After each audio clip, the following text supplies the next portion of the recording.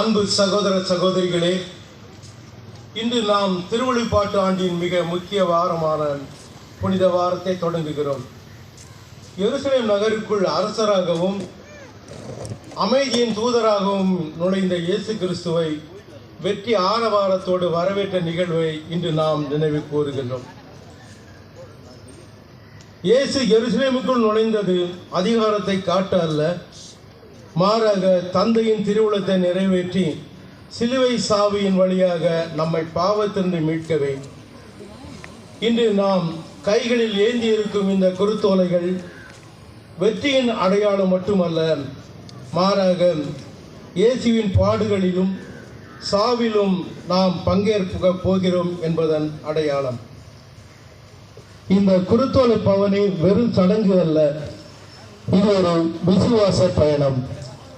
இயேசுவை நம் வாழ்வில் அரசராக ஏற்றுக்கொண்டோம் என்பதன் பகிரங்கமான அறிக்கை இது. நாம் ஏந்தி இருக்கும் குருத்தோலைகள் நம் வாழ்வில் நாம் சந்திக்கும் துன்பங்களையும் சவால்களையும் தாண்டி கிறிஸ்துவின் அன்பினால் பெரும் வெற்றியை குறிக்கின்றன.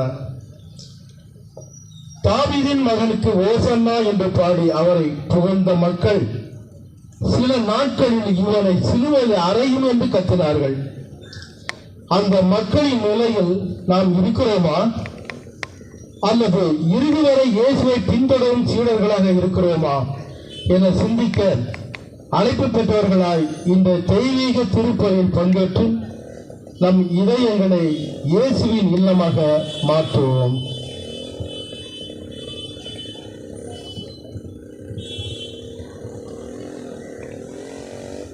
பெயராலே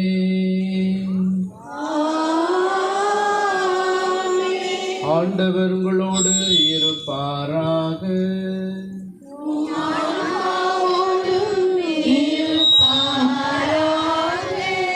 அன்புமிக்க சகோதர சகோதரிகளே, தவக்கால தொடக்கத்திலிருந்தே தவ முயற்சிகளாலும் பிறர் அன்பு பணிகளாலும் நம் இதயங்களை தயாரித்த பின் இன்று நாம் ஒன்று கூடியுள்ளோம். இதனாலும் ஆண்டவருடைய பாஸ்கா மறை நிகழ்வை, அதாவது ஆண்டவருடைய திருப்பாடுகளையும் உயிர்ப்பையும் உலகளாவிய திரு அவையோடு சேர்ந்து அறிவிக்கின்றோம். இப்பாஸ்கா மறை நிகழ்வை நிறைவேற்றவே அவர் தம் நகரான எருசலேமுக்குள் நுழைந்தார். எனவே மீட்பு அளிக்கும் தன் நுழைவை நாம் முழு நம்பிக்கையுடனும் இறைப்பற்றுடனும் நினைவில் கொண்டு ஆண்டவரை பின் செல்வோம். அவருடைய அருளினால் சிலுவையின் பங்கேற்பவர்களாக மாறி அவருடைய உயிர்ப்பிலும் வாழ்விலும் பங்கு பெறுவோமாக. என்றுமுள்ள எல்லாமல்ல இறைவா, இந்த குருத்தோலைகளை உமது ஆசியால் புனிதப்படுத்தியருளும். அதனால் கிறிஸ்து அரசரை அக்களிப்போடு பின்பற்றும் நாங்கள் அவர் வழியாக நிலையான எருசலேமுக்குள் வந்து சேர ஆற்றல் பெறுவோமாக. என்றென்றும் வாழ்ந்து ஆட்சி செய்கின்ற அவர் வழியாக மன்றாடுகின்றோம். ஆமென்.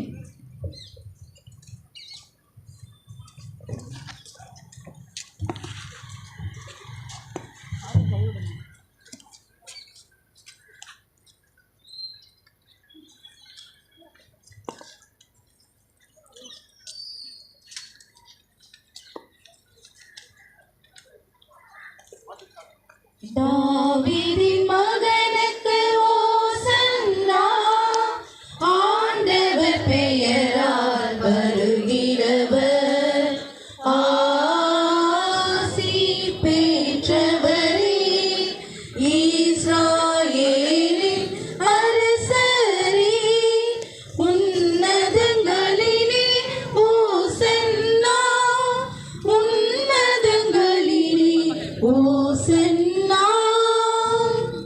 தாவீதின் மகனுக்கு ஓசன்னா, ஆண்டவர் பெயரால் வருகிறவர்,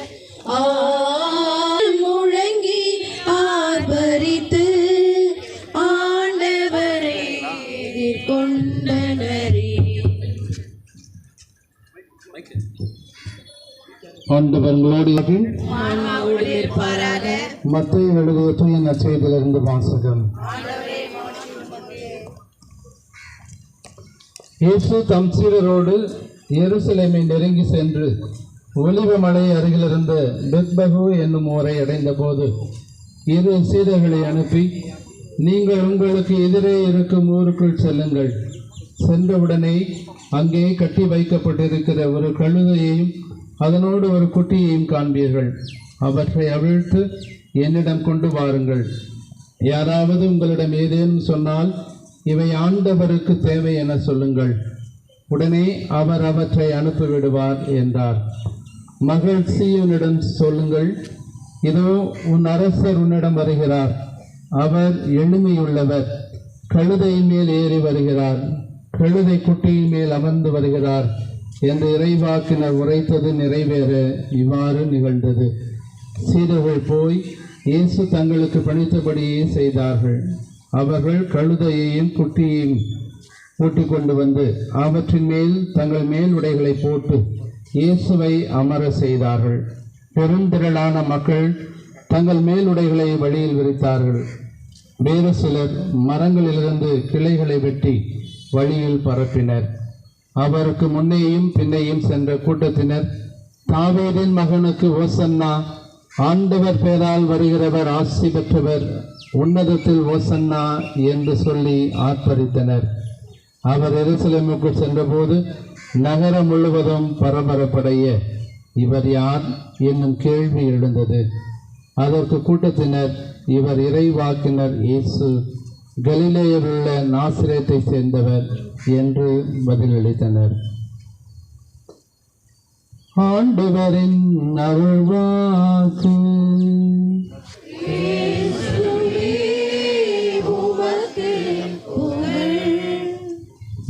பிரியமான சகோதர சகோதரர்களே,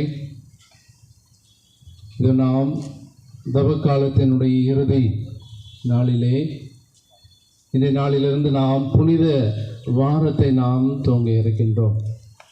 ஆண்டவர் இயேசு எருசலேம் நோக்கி பயணம் செய்கின்றார். நம்மையெல்லாம் மீட்க வேண்டும், நம்முடைய வாழ்வு வளம் பெற வேண்டும் என்று தன்னுடைய எளிய வழியிலே அவருடைய பயணமானது இருக்கின்றது. ஆகவே நாமும் இந்த வாரம் முழுவதும் நம்மையே ஒப்பு கொடுத்து ஜெபிப்போம். ஆண்டவர் இயேசு கிறிஸ்து நம்மையெல்லாம் மீட்பதற்காக இப்பேற்பட்ட பாடுகளை அவர் தேர்ந்தெடுக்கின்றார். ஆகவே நாமும் இந்த பாடுகள் பெற்ற அந்த ஆண்டவர் இயேசுவோடு நாம் பயணம் செய்வோம். நம்முடைய இந்த பயணம் ஆண்டவர் என்னோடு இருக்கின்றார் என்ற ஒரு உண்மையை இந்த வாரம் முழுவதும் நமக்கு உணர்த்தட்டும். ஆகவே இன்றைய நாளிலே நாம் ஏந்துகின்ற இந்த குருத்தோலைகளை ஏந்திய வண்ணமாக ஆண்டவருக்கு ஓசன்னா என்று பாடிக்கொண்டு செல்கின்றோம். ஆனால் இன்னும் சிறிது நேரத்திலே இந்த குருத்தோலைகள் எல்லாம் சிலுவைகளாக மாறப்போகின்றது. ஆகவே அந்த ஒரு எண்ணத்தோடு நாம் ஆண்டவருடைய பாடுகளோடு உடன் இருக்கின்றோம் என்ற ஒரு சிந்தனையிலே நாம் இந்த வாரத்துக்குள் நுழைவோம். ஆண்டவர் நம்மோடு இருந்து நம்மை வழிநடத்தட்டும். இயேசுவை புகழ்ந்து ஆர்ப்பரித்து மக்கள் திரளை போன்று நாமும் அமைதியுடன் இந்த பவனியிலே பங்கெடுப்போம். இயேசுவில் பிரியமான சகோதர சகோதரிகளே, இந்த குருத்தோலை பவனியின் பொழுது முதலில் திருச்சிலுவை ஏந்திய பீட பணியாளர் செல்வார். அவர்களை தொடர்ந்து குருக்கள் அனைவரும் செல்வார்கள்.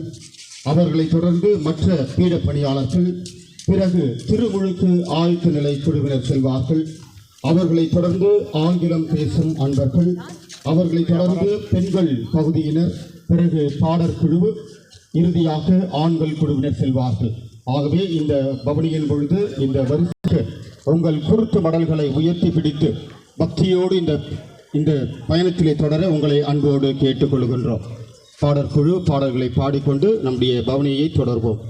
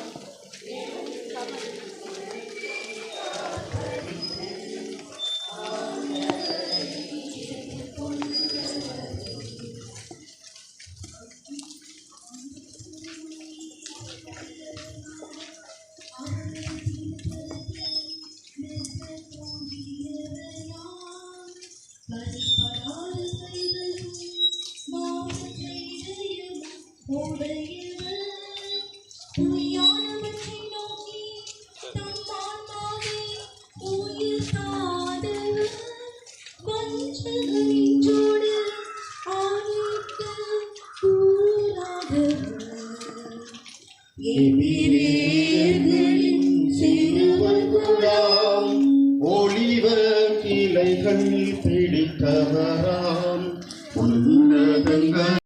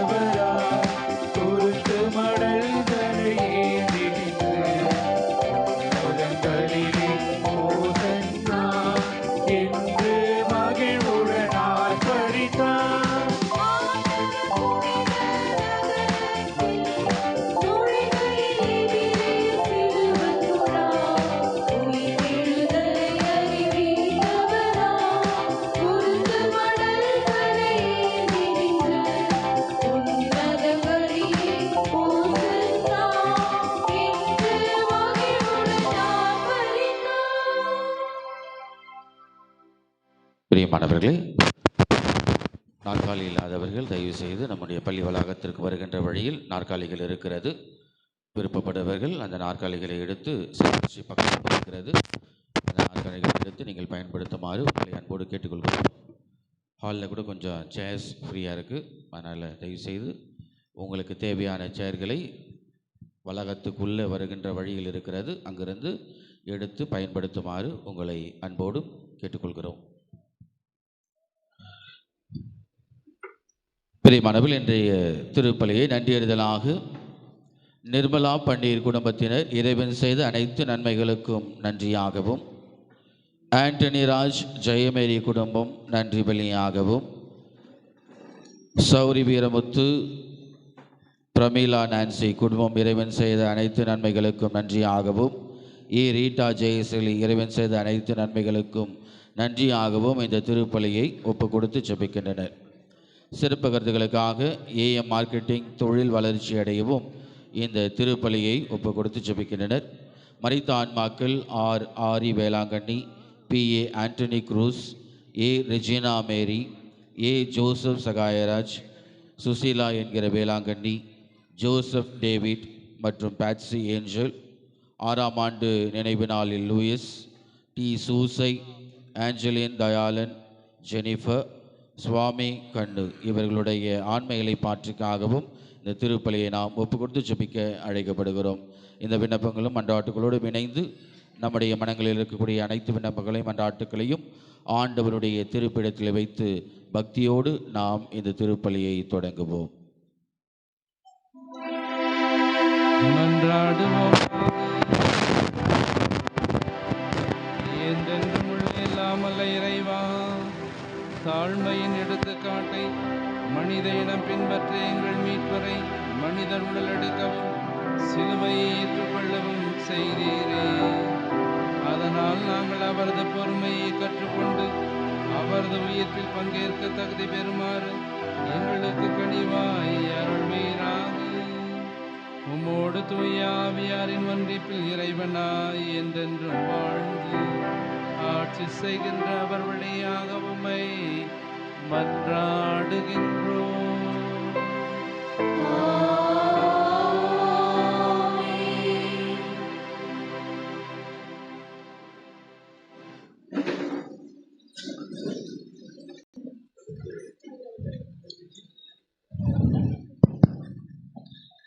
நிந்தனை செய்வோருக்கு என் முகத்தை மறைக்கவில்லை, இழிநிலையை நான் அடைவதில்லை என்று அறிவேன்.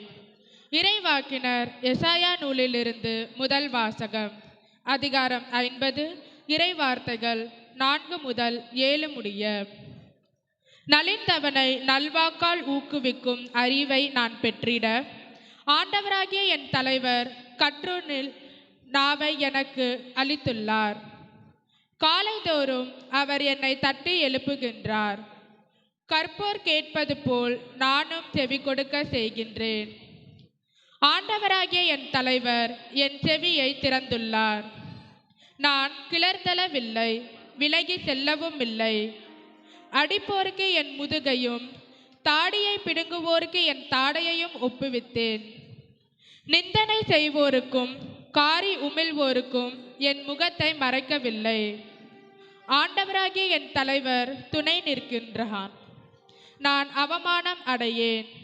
என் முகத்தை கற்பாரையாக்கி கொண்டேன். இழிநிலையை நான் அடைவதில்லை என்று அறிவேன். ஆண்டவரின் அருள்வாக்கு. இறைவனுக்கு நன்றி.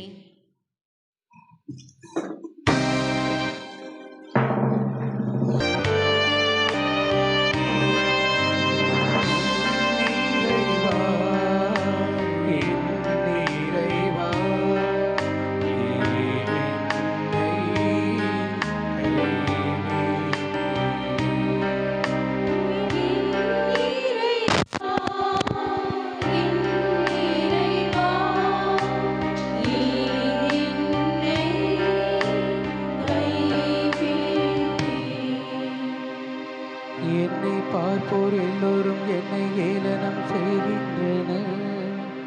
உதட்டை பிதுக்கி தலையை அசைக்கின்றனர். ஆண்டவர் மீது நம்பிக்கை வைத்தானே, அவர் மீட்கட்டும்.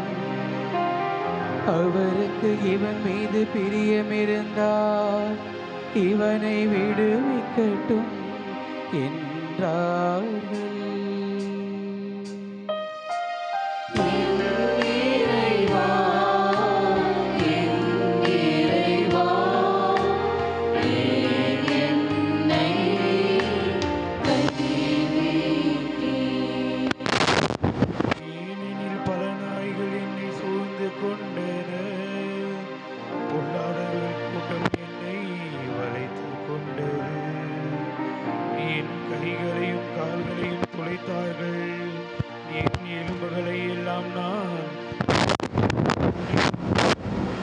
அவர்களோ என்னை பார்க்கிறார்கள், பார்த்து அக்களிக்கிறார்கள்.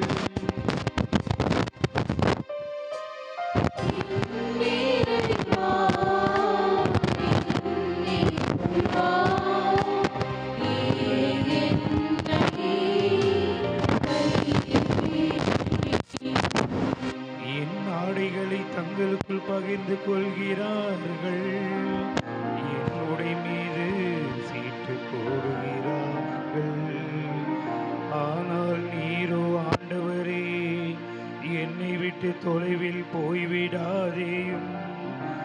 எனக்கு துணையாளர் நீர், எனக்கு உதவி புரிய விரைந்து வாரும்.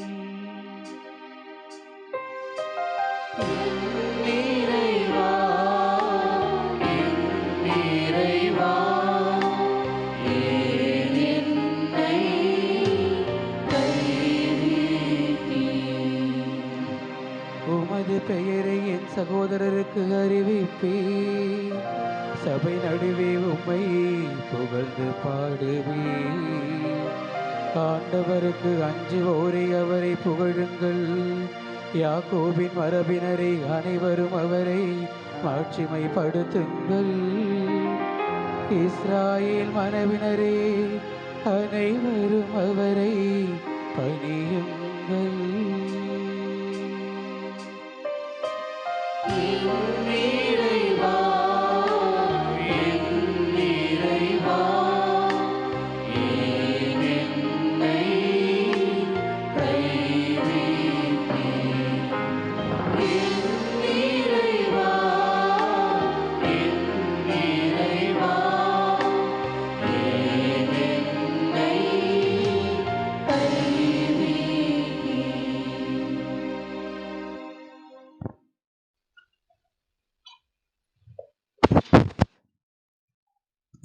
இரண்டாம் வாசகம்.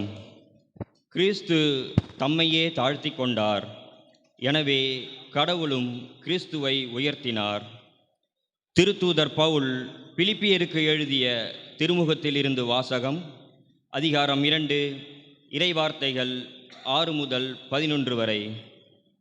கடவுள் வடிவில் விளங்கிய கிறிஸ்து கடவுளுக்கு இணையாயிருக்கும் நிலையை வலிந்து பற்றி கொண்டிருக்க வேண்டியதொன்றாக கருதவில்லை.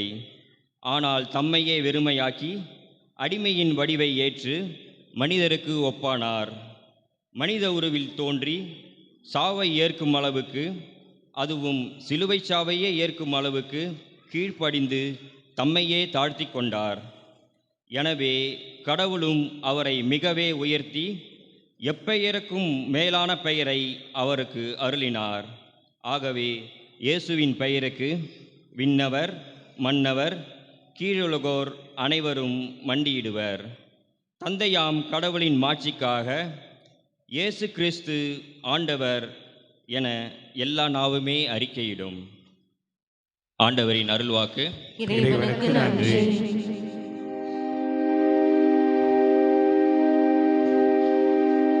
கிறிஸ்து சாவை ஏற்கும் அளவுக்கு, அதுவும் சிலுவை சாவை ஏற்கும் அளவுக்கு கீழ்ப்படிந்து தம்மையே எனவே கடவுளும் அவரை மிகவே உயர்த்தி எப்பெயருக்கும் மேலான பெயரை அவருக்கு அருளினார்.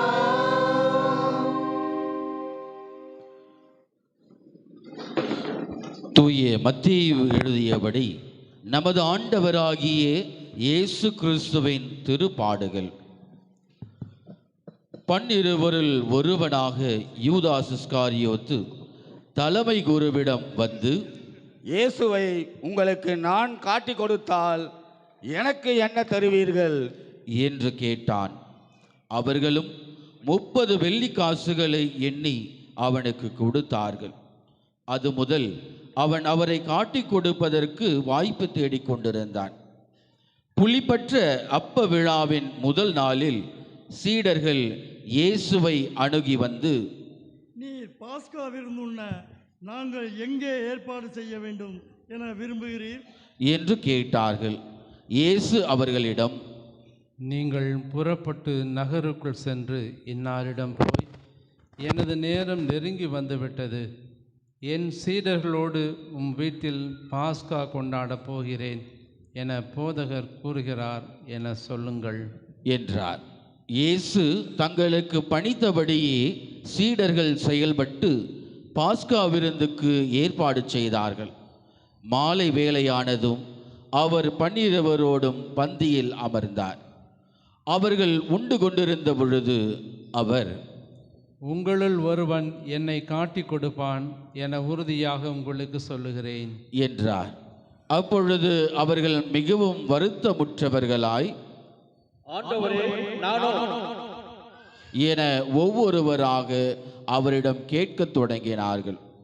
அதற்கு அவர், என்னுடன் பாத்திரத்தில் தொட்டு உண்பவனே என்னை காட்டிக் கொடுப்பான். மானிட மகன் தம்மை பற்றி எழுதியுள்ளபடியே போகிறார். ஆனால் ஐயோ, அவரை காட்டி கொடுக்கிறவனுக்கு கேடு.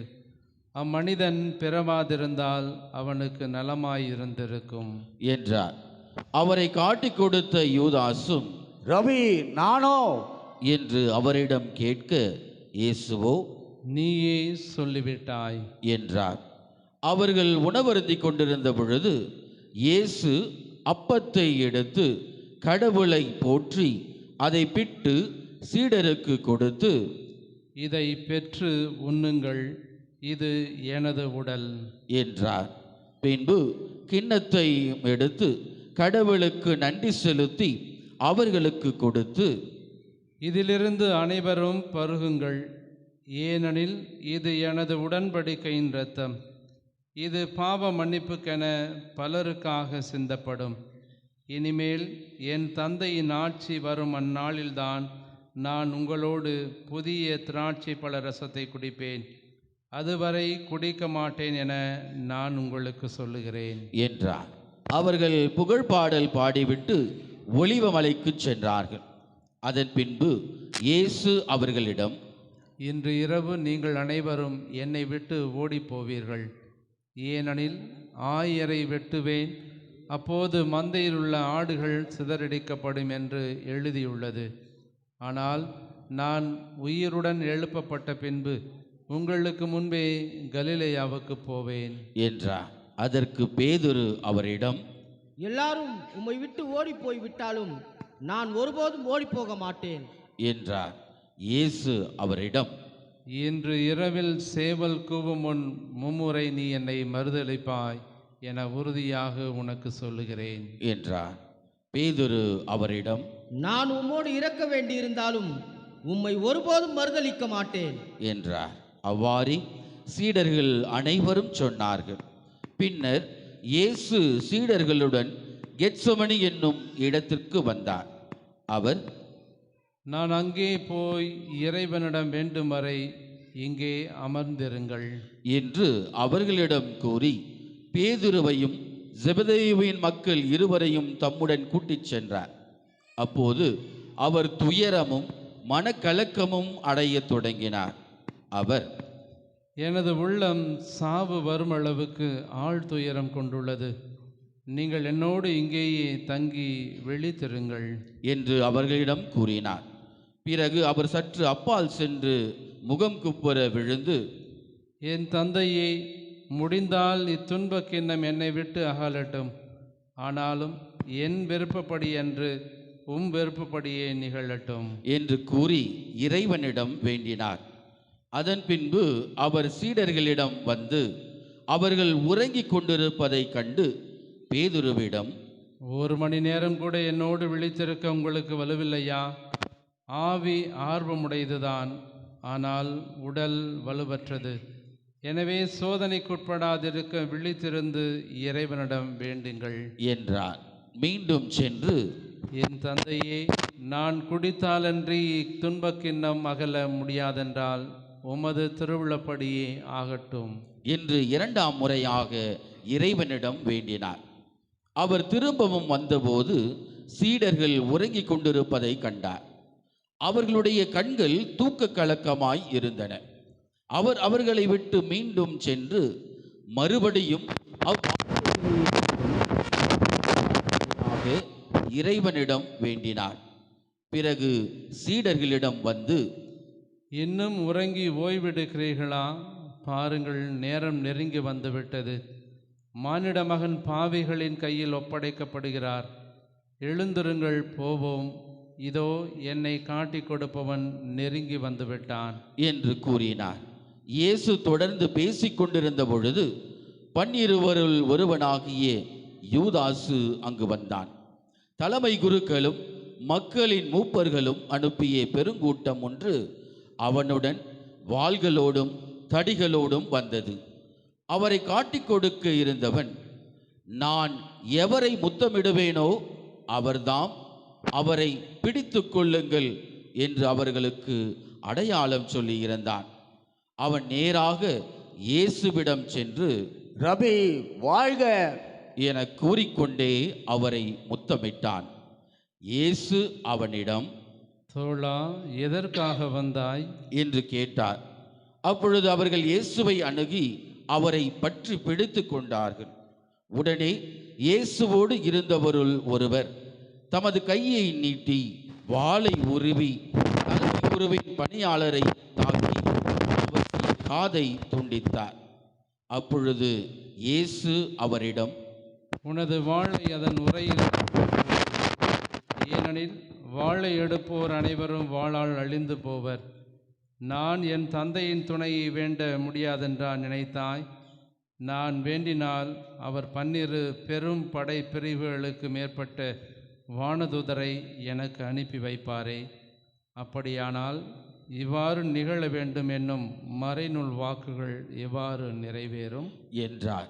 அவ்வேளையில் இயேசு மக்கள் கூட்டத்தை பார்த்து, கள்வனை பிடிக்க வருவது போல வாள்களோடும் தடிகளோடும் என்னை கைது செய்ய வந்தது ஏன்? நான் நாள்தோறும் கோவிலில் அமர்ந்து கற்பித்து கொண்டிருந்தேன், நீங்கள் என்னை பிடிக்கவில்லையே.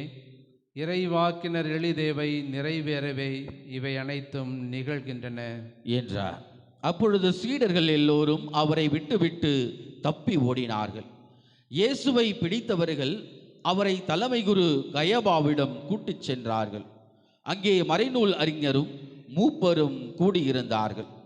பேதுரு தொலையில் அவரை பின்தொடர்ந்து தலைமை குருவின் வீட்டு உள்முற்றம் வரை வந்து வழக்கின் முடிவை பற்றி தெரிந்து கொள்வதற்காக உள்ளே நுழைந்து காவலரோடு உட்கார்ந்திருந்தார்.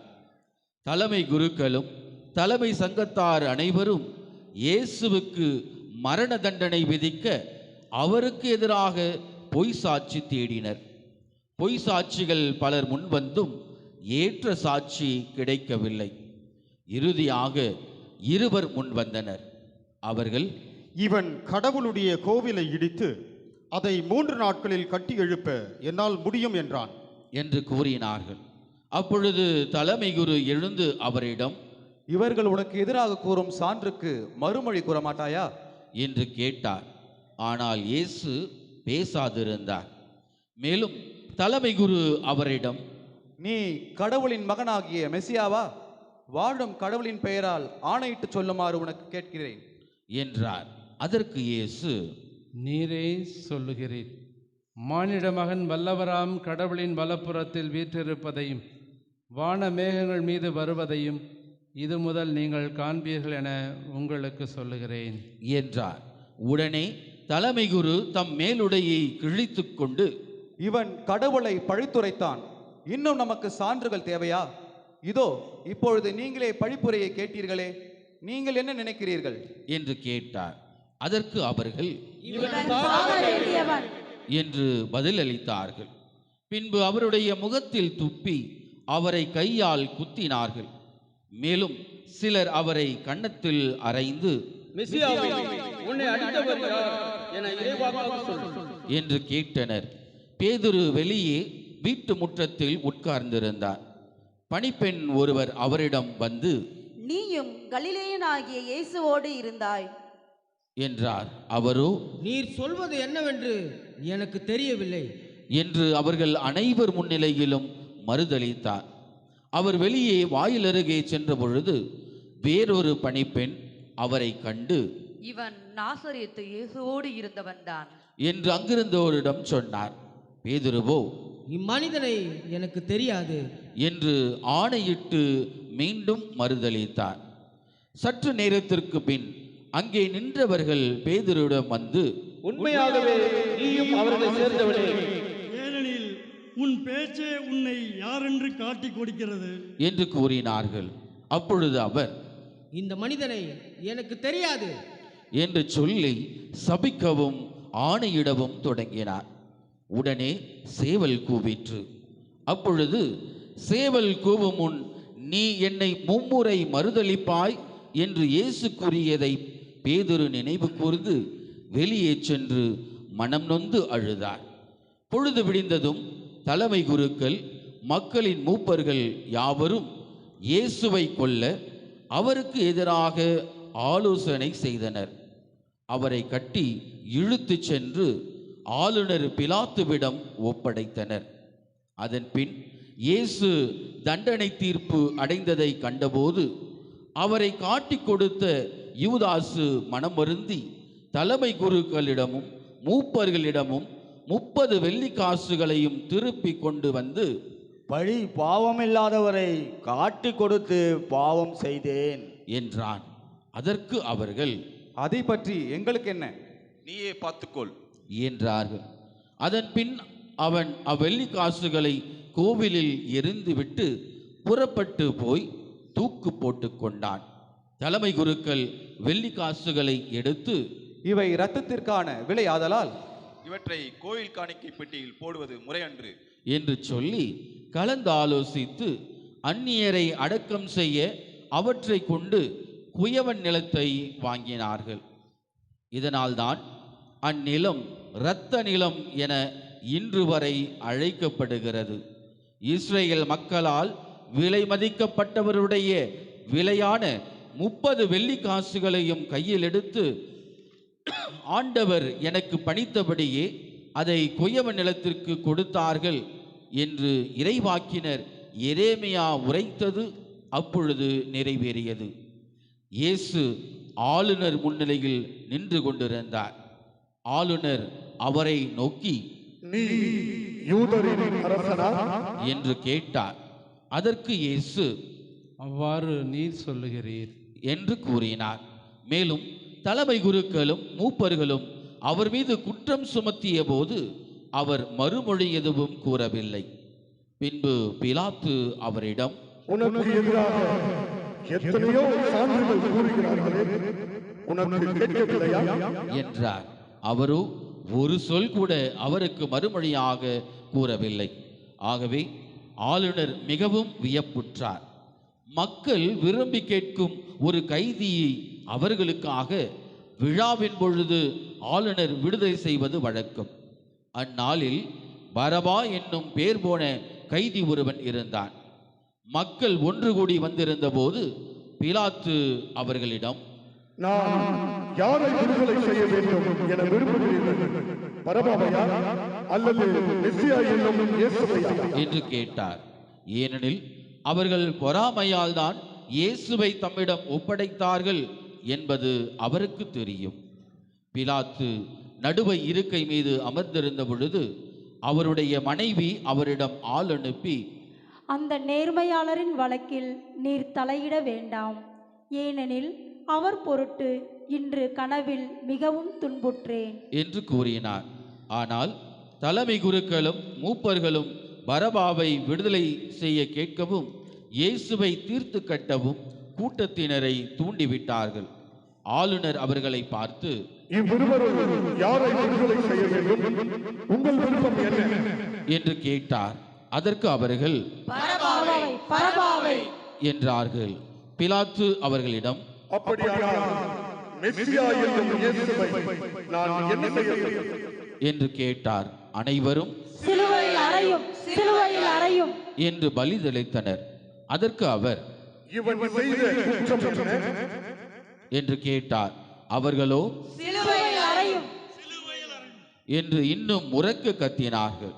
பிலாத்து தன் முயற்சியால் பயனேதும் ஏற்படவில்லை, மாறாக கலகமே உருவாகிறது என்று கண்டு கூட்டத்தினரின் முள்ளினையில் தண்ணீரை எடுத்து, இவனது இரத்தப்பழியில் எனக்கு பங்கில்லை, நீங்களே பார்த்துக் கொள்ளுங்கள் என்று கூறி தம் கைகளை கழுவினார். அதற்கு மக்கள் அனைவரும், இவனுடைய இரத்தப்பழி எங்கள் மேலும் என்று பதில் கூறினர். அப்போது அவர் பரபாவை அவர்கள் விருப்பத்துக்கிணங்க விடுதலை செய்தார். இயேசுவையோ கசையால் அடித்து சிலுவையில் அறையுமாறு ஒப்புவித்தார். ஆளுநரின் படைவீரர் இயேசுவை ஆளுநர் மாளிகைக்கு கூட்டிச் சென்று அங்கிருந்த படைப்பிரிவினர் அனைவரையும் அவர் முன் ஒன்று கூட்டினர். அவருடைய ஆடைகளை உரிந்து கருஞ்சிவப்பு நிலமுள்ள தளர் அங்கியை அவருக்கு அணிவித்தனர். அவர்கள் ஒரு முள்முடி பின்னி அவரது தலையின் மீது வைத்து அவருடைய வலக்கையில் ஒரு கோலை கொடுத்து அவர் முன் முழந்தாளிட்டு, யூதரின் அரசே வாழ்க என்று சொல்லி அவரை ஏளனம் செய்தார்கள். அவர் மேல் துப்பி அக்கோலை எடுத்து அவருடைய தலையில் அடித்தார்கள். அவரை ஏளனம் செய்தபின் அவர் மேல் இருந்த தளரங்கியை கழற்றிவிட்டு அவருடைய ஆடைகளை அணிவித்து அவரை சிலுவையில் அறைவதற்காக கூட்டிச் சென்றார்கள். அவர்கள் வெளியே சென்றபொழுது சீரேன் ஊரை சேர்ந்த சீமோன் என்ற பெயருடைய ஒருவரை கண்டார்கள்.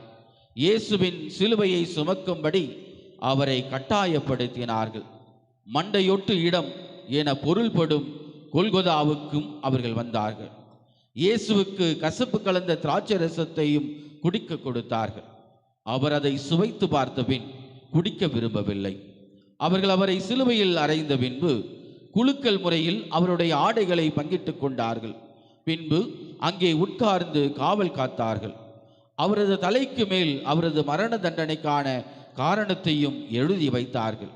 அதில் இவன் யூதரின் அரசனாகிய இயேசு என்று எழுதப்பட்டிருந்தது. அதன் பின் அவருடைய வலப்புறம் ஒருவனும் இடப்புறம் ஒருவனுமாக இரு கல்வர்களை அவருடன் சிலுவையில் அறைந்தார்கள்.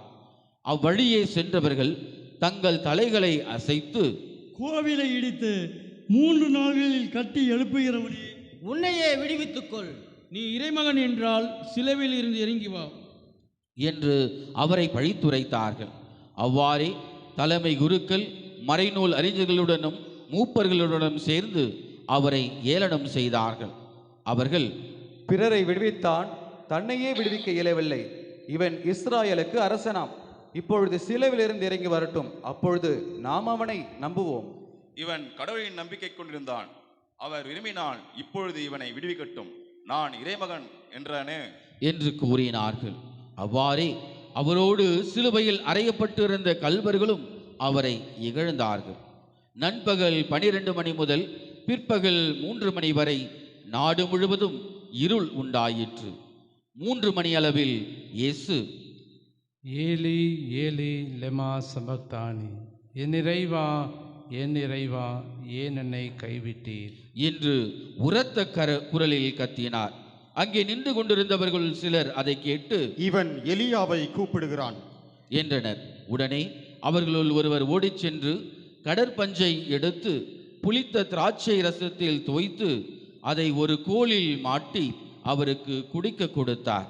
மற்றவர்களோ, பொறு, எலியா வந்து இவனை விடுவிப்பாரா என பார்ப்போம் என்றார்கள். இயேசு மீண்டும் உரத்த குரலில் கத்தி உயிர் விட்டார். அனைவரும் முழந்தால் படியிட்டு ஜெபிப்போம்.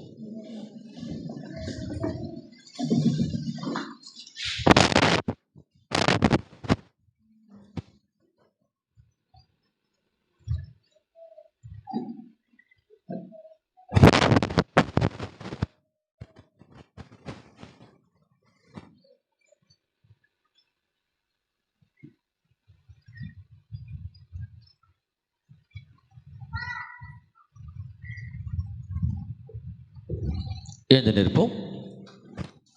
அதே நேரத்தில் திருக்கோவிலின் திரை மேலிருந்து கீழ் வரை 2ஆக கிழிந்தது.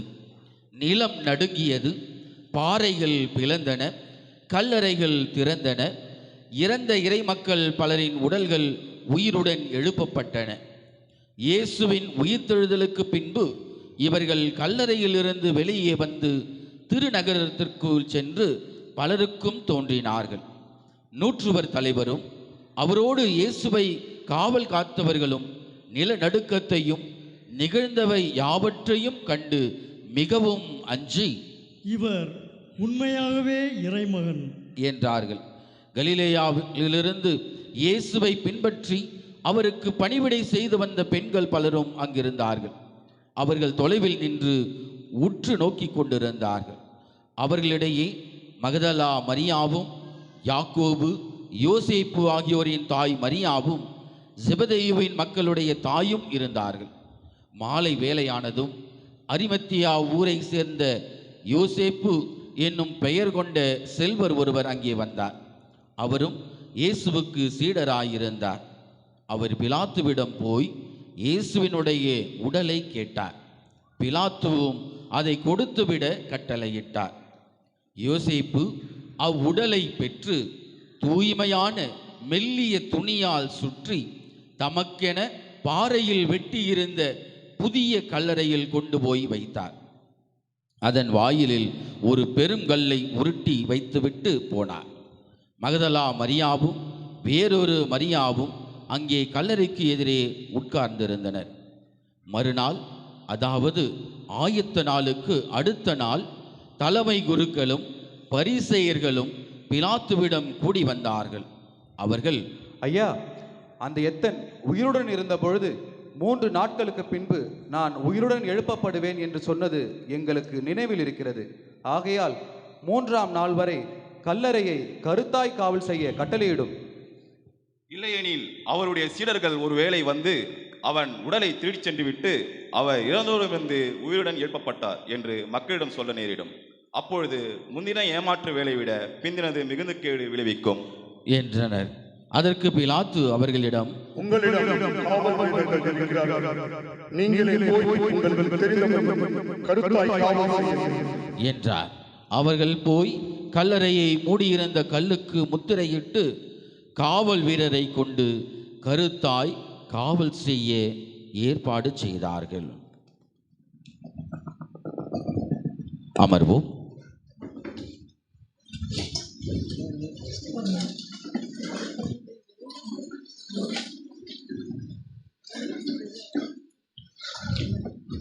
இது இயேசுவில் பிரியமானவர்களே, தாவீதின் மகனுக்கு ஓசானா, ஆண்டவர் பெயரால் வருகிறவர் ஆசி பெற்றவர், உன்னதங்களிலே ஓசானா என்று ஆரவாரமாக முழங்கிய அதே கூட்டம் இன்னும் சில நாட்களில் இவனை சிலுவையில் அறையும், சிலுவையில் அறையும் என்ற நிலைக்கு செல்லக்கூடிய நிகழ்வை நாம் மிக தெளிவாக இன்றைய நற்செய்தியில் நாம் வாசிக்க கேட்டிருக்கிறோம்.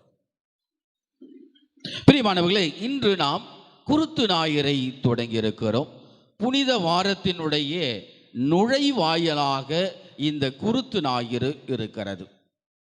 நாம் மேற்கொண்ட இந்த குருத்தோலை பவனியிலே நீங்கள் பார்த்திருந்தீர்கள் என்றால், குருவானவர் தான் முன்னிலை வகுத்து இறைமக்களாகிய உங்கள் அனைவரையும் வழிநடத்தி அழைத்து வந்தார் என்பதை நீங்கள் பார்த்திருப்பீர்கள். இது எதை குறிக்கிறது என்றால், ஆண்டவராகிய இயேசு கிறிஸ்துவே நம் அனைவரையும் அழைத்து கொண்டு இந்த புனித வாரத்திற்குள் நம்மை நுழைவதற்காக அழைத்து வருகின்றதை நமக்கு வெளிப்படுத்துவதாகத்தான் இந்த பவனி, அதுவும் குருவானவர்கள் இயேசுவாக நம்மை இந்த புனித வாரத்திற்கு அழைத்து வந்திருக்கிறார்கள். பிரியமானவர்களே, இந்த புனித வாரம் தவக்காலத்தினுடைய இறுதி வாரமாக இருக்கிறது. இந்த தவக்காலத்திலே நாம் பல்வேறு விதமான பக்தி முயற்சிகளை செய்திருக்கிறோம், ஜபங்களை ஏறெடுத்திருக்கிறோம், தவ முயற்சிகளை செய்திருக்கிறோம், பிறருக்கு தான தர்மங்களை செய்திருக்கிறோம். இதையெல்லாம் எதற்காக செய்தோம், ஏன் செய்தோம், எப்படி செய்தோம் என்று பார்க்கின்ற பொழுது, இது ஆண்டவருடைய மீட்பை நான் எனதாக்கிக் கொள்வதற்கு என்னையே நான் தகுதி உள்ளவனாக மாற்ற வேண்டும் என்ற மனநிலையில்தான் திருச்சபையானது இந்த தவக்காலத்திலே இந்த 3 நிலைகளையும் நமக்கு கொடுத்திருக்கிறது. பிரியமானவர்களே, நாம் பாவத்திலே வாழ்ந்திருக்கிறோம். பாவத்தினுடைய இயல்பை நாம் கட்டிக்கொண்டு இருக்கிறோம். மனிதனுடைய பாவ இயல்பு, பாவத்தினுடைய மாய கவர்ச்சிகள் நம்மை ஆழ்த்தி இருக்கிறது, நம்மை பாவத்திலே மூழ்கி இருக்கிறது. நம்மை பாவத்திலிருந்து புது வாழ்வு கொடுப்பதற்காக, நம்மை இருளிலிருந்து ஒளி கொடுப்பதற்காக நம்மை அழைத்து வருவது ஆண்டவராகிய இயேசு கிறிஸ்து தான். அப்படி ஆண்டவராகிய இயேசு கிறிஸ்து அவருடைய பாடுகளினாலும் அவருடைய அந்த சிலுவை மரணத்தினாலும் நாம் மீட்பு பெற வேண்டும் என்ற நிலையில்தான் இயேசு கிறிஸ்து சிலுவையில் இறப்பதையும் நாம் பார்க்கிறோம். ஆகவே தான் இந்த தவக்காலம் முழுவதும் நாம் இயேசுவினுடைய பாடுகளை தியானித்துக் கொண்டிருந்தோம். அப்படியாக நாம் இந்த புனித வாரத்தினுடைய தொடக்கத்தில் இருக்கிறோம். இன்னும் சில நாள்களில் ஆண்டவருடைய அந்த பாடுகளையும் இறப்பையும் நாம் கொண்டாடி ஈஸ்டர் பெருவிழாவிலே அவருடைய மீட்பை நமதாக்கிக் கொள்ள நாம் தயாரித்திருக்கிறோம். பிரியமானவர்களே, இன்றைய சூழ்நிலையை நாம் சற்று யோசித்து பார்க்க வேண்டும். குருத்தோலைகளை ஏந்தி பவனியாக நாம் நம்முடைய வீதிகளிலே பவனி வந்தோம். ஆண்டவர் நம்முடைய தொடக்கத்திலே நம்முடைய அருத்தந்தை அவர்கள் சொல்வது போல நம்முடைய கரங்களிலே நாம் இந்த குருத்தோலைகளை ஏந்தி இருக்கிறோம். இன்னும் சில நாட்களிலே இந்த குருத்தோலைகள் எல்லாம் சிலுவைகளாக மாறப்போகின்றன. நம்ம வீட்டுக்கு போகும்போது கூட இந்த குருத்தோலைகள் எல்லாம் நாம் சிலுவையெல்லாம் மாற்ற போகிறோம். ஏற்கனவே நிறைய பேர் மாற்றிட்டாங்க. அதுதான் இந்த குருத்து ஞாயிறினுடைய மைய கருத்தாக இருக்கிறது. நம்முடைய குருத்தோலைகள் சிலுவைகளாக மாறி இருக்கின்றன.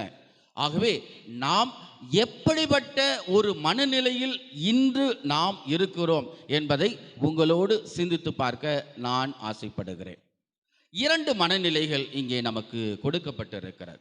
ஒன்று, அந்த இயேசுவோடு அந்த பவனியிலே அவரை ஆரவாரமாக அந்த கழுதையின் மீது நிறுத்தி அவரை பவனியாக அந்த எருசலேம் நோக்கி அழைத்து வந்தவர் மக்களினுடைய மனநிலைதான் முதல் மனநிலையாக இருக்கிறது. இந்த யூத மக்கள் ஏன் இயேசுவை ஒரு அரசராக தாவீதின் மகனே ஓசானா என்று சொல்லக்கூடிய மனநிலையில் அவர்கள் இருந்தார்கள் என்றால் அந்த பின்புலத்தை நாம் பார்க்க வேண்டும். அவர்கள் ரோமையருடைய ஆட்சியிலே இருக்கிறார்கள். அவர்கள் தனிப்பட்ட சுதந்திரம் இல்லாமல் அடிமைகளாக வாழ்ந்து கொண்டிருக்கிறார்கள். அவர்களுக்கான ஜெபங்களையும் அவர்கள் செய்ய முடியாத ஒரு சூழ்நிலையில் இருக்கிறார்கள். அல்லது மத சுதந்திரம் இல்லாமல் அந்த யூத மக்கள் வாழ்ந்து கொண்டிருக்கிறார்கள்.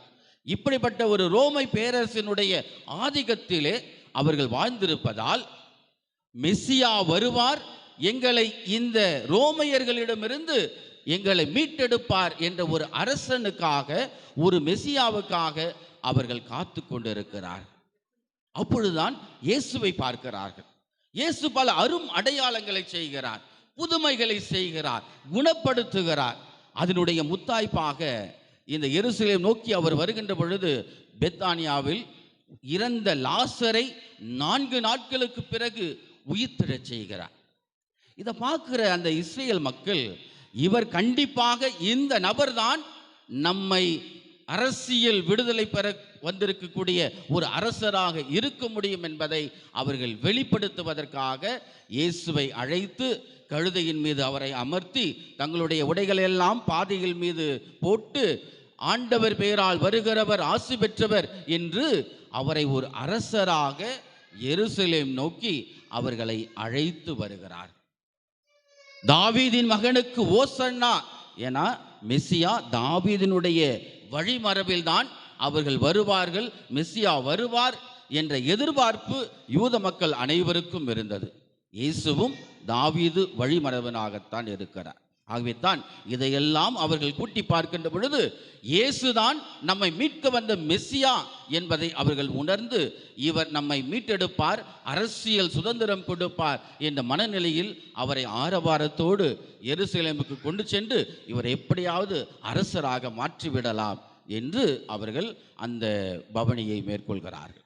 இதுதான் அங்கிருந்த அந்த யூத மக்களினுடைய மனநிலையாக இருக்கிறது. இந்த மனநிலை இயேசு அந்த பிலாத்து முன்பும் தலைமை குருவிடம் முன்னமும் இருக்கின்ற பொழுது அமைதியாக இருக்கிறார். என்னடா இவர், நாம அரசியல் விடுதலை கொடுக்கக்கூடிய ஒரு தலைவராக இவர் இருப்பார் என்றால் இப்படி எதுவும் பேசாமல் அமைதியாக இருக்கிறார். உண்மையா, அது என்ன என்று கேள்வி கேட்கின்றார். வானதூதர்கள் வந்து என்னை தாங்கி என்னை விடுவிக்க தந்தையாம் கடவுளுக்கு உரிமை இருக்கிறது என்று சொல்கிறார் என்று தங்களுடைய எண்ணங்களும் இயேசுவினுடைய எண்ணங்களும் மாறுபடுகின்ற பொழுது அங்கே அவர்கள் இவன் தேவையில்லை, இவன் அரசன் இல்லை என்று சொல்லி இவனை சிலுவையில் அறையும் என்று சொல்லி இயேசுவை சிலுவை சாவுக்கு கையளிக்கின்றார். அப்போ மக்களுடைய மனநிலை இயேசுவை ஒரு அரசராக பார்க்க வேண்டும் என்ற மனநிலை இருந்தது. ஆனால் நடந்தது என்ன? அவர்களுடைய எண்ணங்களுக்கேற்ப இயேசு இல்லாமல் போனதால் இயேசுவை சிலுவை சாவுக்கு கையளிக்கின்றார். இது முதல் மனநிலை, மக்களினுடைய மனநிலை. இரண்டாவது மனநிலை இயேசுவினுடைய மனநிலை. இயேசு எத்தகைய மனநிலையில் அந்த பவனியிலே வந்திருப்பார்? அவருடைய உள்ளத்திலே ஒரு சந்தோஷம் இருந்திருக்கும். இந்த மக்கள் என்னை ஏற்றுக்கொண்டார்களே, என்னுடைய நற்செய்தியினுடைய விழுமியங்களை ஏற்றுக்கொண்டார்களே, இவர்கள் என்னை ஆரவாரத்தோடு அழைத்து செல்கிறார்களே என்ற ஒரு மகிழ்ச்சி அவருடைய உள்ளத்திலே இருந்தாலும் அவருடைய சிந்தனை, அவருடைய மனநிலை தெளிவாக இருந்தது. நான் எருசலேமுக்கு செல்கிறேன். எருசலேமுக்கு செல்வது என்பது நான் பாடுகள் பலப்பட்டு இறந்து உயிர்க்க வேண்டும் என்ற கண்டையாம் கடவுளினுடைய திருவுளத்தை நிறைவேற்றவே நான் இப்பொழுது இந்த எருசலேம் நோக்கி பயணம் செய்கிறேன் என்று ஆண்டவருடைய மனநிலை அப்பொழுது இருந்தது. அவர் இந்த வெளி ஆடம்பரங்களையும் இந்த வெளி ஆரவாரங்களையும் அவர் பார்க்கவில்லை. மாறாக இயேசு கிறிஸ்து, இதோ நான் எருசலேமுக்கு செல்கிறேன், அங்கே நான் பாடுகள் பலப்பட இருக்கின்றேன், இதே மக்கள் என்னை சிலுவை சாவுக்கு கையளிக்க போகிறார்கள். அப்படிப்பட்ட மனநிலையில்தான் இதை தந்தையாம் கடவுளின் திருவுளம் என்பதை நான் ஏற்க வேண்டும், அதில்தான் என்னுடைய மீட்பு அடங்கியிருக்கிறது, அதுதான் என் மக்கள் மீட்பு பெறுவார்கள் என்ற நிலையில் இயேசு அந்த மனநிலையில் வருகிறார். பிரிவானவர்களே, 2 மனநிலைகள், ஒரே பவனி, ஒரே ஆரவாரம், ஒரே மக்கள், ஒரே சூழ்நிலை, ஆனால் 2 மனநிலைகள் இருக்கிறது. நம்முடைய மனநிலை என்ன? நாம் இந்த பவனியிலே வருகின்ற பொழுது நாம் எத்தகைய மனநிலையில் வந்தோம்? இந்த திருப்பலியிலே நாம் கலந்து கொண்டிருக்கின்ற பொழுது நம்முடைய மனநிலை என்ன? நான் ஆண்டவரை எத்தகைய முறையில் நான் பார்க்கிறேன்? ஆண்டவர் எனக்கு அருள் தரும் ஆண்டவராக, எனக்கு மீட்பளிக்கும் ஆண்டவராக, என்னை பாவத்திலிருந்து மீட்டெடுக்கக்கூடிய ஆண்டவராக நான் பார்க்கிறேனா? அல்லது ஏதோ 2000 ஆண்டுகளுக்கு முன்பாக இறந்து போன ஒரு ஆண்டவரை நான் இன்று இந்த நேரத்தில் அவ்வப்பொழுது நினைத்து பார்த்து அவ்வப்பொழுது நான் கிறிஸ்துவனாக வாழ்ந்து கொண்டிருக்கிறேனா என்று நாம் சிந்தித்து பார்க்க வேண்டும். இன்றைய நாள் நமக்கு தருகின்ற பாடங்கள் இதுதான். 1, ஆண்டவராகிய இயேசு கிறிஸ்துவை மறுதலிக்காமல் அவரை எச்சூழ்நிலையிலும் நாம் ஏற்றுக்கொண்டு வாழ அழைக்கப்படுகிறோம். அந்த மக்கள் கொஞ்ச நேரம் தாவீதின் மகனுக்கு ஓசானா ஓசானா என்று ஆரவாரம் செய்தவர்கள் 2-3 நாட்களிலே இவனை சிலுவையில் அறையும் என்று இயேசுவை மறுதலிக்கிறார்கள், இயேசுவை விட்டு செல்கிறார்கள். நாமும் நம்முடைய இன்பமான நேரங்களில் மட்டும் ஆண்டவரை சுமந்து கொண்டிருக்கிறோமா? ஆண்டவரை போற்றி போடுகிறோமா? ஆண்டவரோடு இணைந்த ஒரு வாழ்க்கை வாழ்ந்திருக்கிறோமா? நம்முடைய துன்ப நேரங்களில் ஆண்டவரோடு துணை இருக்கிறதுதான் உண்மையான கிறிஸ்துவ சீடத்துவ வாழ்க்கையாக இருக்கிறது. இதுதான் இன்றைய நாள் நமக்கு தருகின்ற முதல் செய்தியாக இருக்கிறது. ஆண்டவரை மறுதலிக்காமல் முழுமையாக நம்முடைய வாழ்வை ஆட்சி செய்ய நம்மை அனுமதிக்க வேண்டும். 2வதாக, அன்று அந்த இஸ்ரேல் மக்கள் இயேசுவை எருசலேமுக்கு வரவேற்றார்கள் அவருடைய அரசனாக வாழ்வதற்கு. இன்று நாமும் இந்த ஆண்டவராகிய இயேசு கிறிஸ்துவை நம் இதயத்தின் அரசராக இருந்து ஆட்சி செய்வதற்கு நம்முடைய இதய கதவுகளை திறந்து அவரை வரவேற்பதற்கு நாம் தயாராக இருக்க வேண்டும். வெறும் குருத்தோலைகளை மட்டும் உயர்த்தி பிடிப்பவர்களாக அல்ல, மாறாக நம்முடைய விசுவாசத்தை உயர்த்தி பிடித்து நம்முடைய இதயத்தை திறந்து ஆண்டவராகிய இயேசு கிறிஸ்துவே வாரும், என் வாழ்வை ஆட்சி செய்யும், என் வாழ்வை ஆசீர்வதியும் என்று சொல்வதில்தான் உண்மையான கிறிஸ்துவ விசுவாச வாழ்க்கை அடங்கியிருக்கிறது. அதுதான் 2வது செய்தி இன்றைய நாள் நமக்கு தருகிறது. 3வது செய்தி, அந்த இயேசு கிறிஸ்துவை சுமந்த அந்த கோவேரி கழுதையை போல நாமும் ஆண்டவராகிய இயேசு கிறிஸ்துவை நம்முடைய வாழ்விலும் நம்முடைய உள்ளத்திலும் சுமப்பவர்களாக இருக்க வேண்டும். யூத சமூகத்திலே அந்த கோவேரி கழுதை ஒன்றுமில்லாத ஒரு நிலையில் தான் இருக்கிறது. அதுக்கு பெயரும் இல்லை, அதற்கு ஒரு பொருளும் இல்லை, அதற்கு இயேசுவை சுமந்ததாக ஒரு பெருமையும் அல்ல.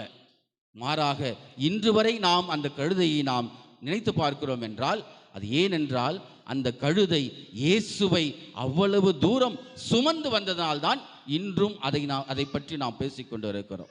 பிரியமானவர்களே, இன்றைய நாள் நமக்கு கொடுக்கின்ற 3வது படிப்பினை, அந்த கழுதையை போல நாமும் இயேசு கிறிஸ்துவை நம்முடைய உள்ளத்திலே சுமந்தவர்களாய் நம்முடைய கிறிஸ்துவ விசுவாச வாழ்க்கையை வாழ வேண்டும். இதில் தான் இருக்கிறது. இன்றைய குருத்து ஞாயிறு நமக்கு தருகின்ற சவால்கள் என்ன? நான் ஆண்டவரை பின்பற்றி வாழ்வதற்கு தயாராக இருக்கிறேனா? நான் என்னையே ஆண்டவருடைய திருவுளத்திற்கு கையளிப்பதற்கு தயாராக இருக்கிறேனா? நான் என் இதய கதவை திறந்து ஆண்டவர் என் வாழ்வை ஆட்சி செய்வதற்கு நான் திறந்த மனநிலையில் இருக்கிறேனா? பாவம் இல்லாமல் இருக்கிறேனா? பாவ அழுக்கு இல்லாமல் இருக்கிறேனா என்ற கேள்வியை இன்று நமக்கு கேட்கப்படுகிறது. ஆகவே இன்று நாம் ஆண்டவருக்காக நம்முடைய இதயத்தை திறந்து வைப்போம். அந்த ஆண்டவர் நம் இதயத்தின் அரசராக இருக்கிறார். அந்த ஆண்டவர் நம் இதயத்திலிருந்து நம்மை ஆட்சி செய்து நம்மை அருளுக்கும் ஆசீர்வாதத்திற்கும் நாம் ஏறெடுக்கக்கூடிய மீட்புக்கும் நமக்கு வழிவகை செய்யக்கூடிய ஒரு ஆண்டவராக இருக்கிறார். ஆகவே தொடர்ந்து இந்த திருப்பலியிலே சிறப்பாக இந்த புனித வாரத்தினுடைய அனைத்து திருச்சடங்குகளிலும் நாம் பக்தியோடு பங்கெடுப்போம். ஒவ்வொரு திருச்சடங்கினுடைய உள்ளார்ந்த ஆழத்தை நாம் நினைவு கூர்வோம். உள்ளார்ந்த விசுவாசத்தோடு நாம் ஒவ்வொரு திருச்சடங்கிலும் பங்கெடுக்கின்ற பொழுது அந்த திருச்சடங்கினுடைய முழு பலனையும் நாம் அனுபவிக்க முடியும். அதில்தான் இயேசு கிறிஸ்துவினுடைய மீட்பு அடங்கியிருக்கிறது. அதில்தான் நாம் கிறிஸ்துவினுடைய நாம் புது வாழ்வு பெற இருக்கிறோம். ஆகவே இந்த வாரம் முழுவதும் நம்முடைய பாவங்களை எல்லாம் அகற்றிவிட்டு நல்ல ஒரு பாவ சங்கீர்த்தனம் செய்து ஆண்டவரை நம் இதயத்தின் அரசராக மாற்றுவோம். நம் இதயத்தில் ஆண்டவருடைய ஆசிரை நிரப்புவதற்கு நம்மையே நாம் தகுதியாக்கிக் கொள்ள தொடர்ந்து இந்த திருப்பலியை ஜெபிப்போம்.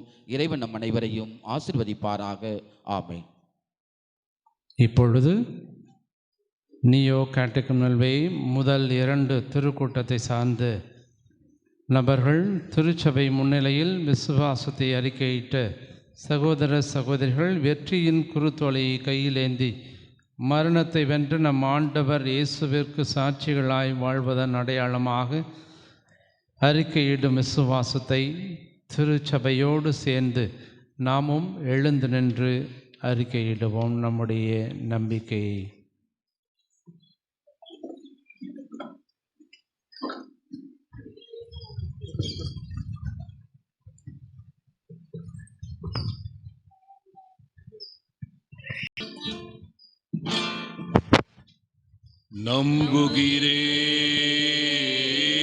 நம்புகிறேன் விண்ணகத்தையும் மண்ணகத்தையும் படைத்த எல்லாம் வல்ல தந்தையாகிய கடவுளை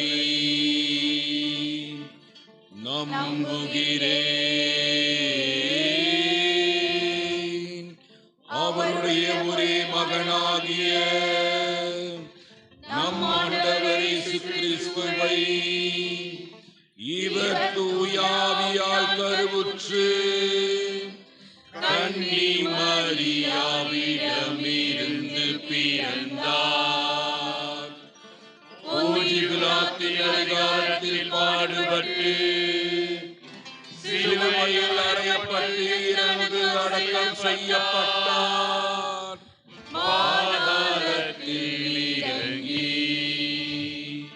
3ஆம் நாள் உயிர்த்தெழுந்தார்.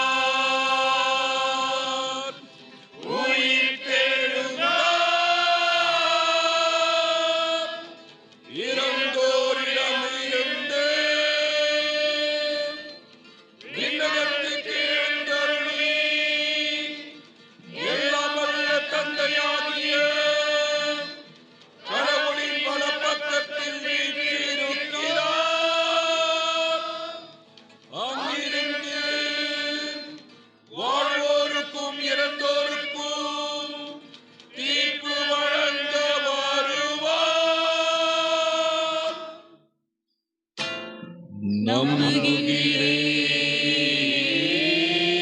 நம்புகிறேன் தூய ஆவியாரை, புனித கத்தோலிக்க திரு அவையை, புனிதர்களின் உறவு ஒன்றிப்பை, பாவ மன்னிப்பை, உடலில் உயிர்ப்பை, நிலை வாழ்வை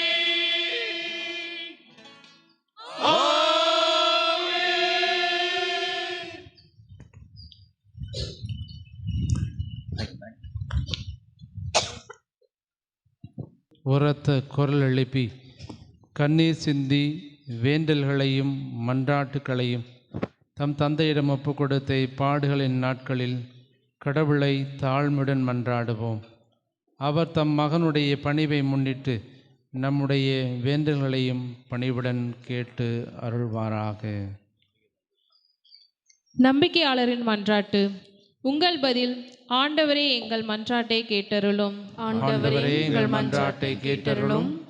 தாயின் கருவில் உண்டாகும் முன்பே எம்மை தேர்ந்து கொண்ட எங்கள் அன்பு தெய்வமே, உம்மால் தெரிந்து கொள்ளப்பட்ட எங்கள் திருத்தந்தை 14ஆம் லியோ, ஆயர்கள், துறவரத்தார் மற்றும் பொது நிலையினர் ஆகிய அனைவரையும், மேலும் எம் பங்கு தந்தை மற்றும் உதவி பங்கு தந்தையர்கள் ஆகிய அனைவரும் அனைத்து அருள் வரங்களாலும் நிறைவாக ஆசீர்வதித்து அவர்களுக்கு நல்ல உடல் உள்ள ஆன்ம நலன் தந்து வழி நடத்திட வேண்டும் என்று புனித ஜான்போஸ்கோ வழியாக இறைவா உம்மை மன்றாடுகிறோம்.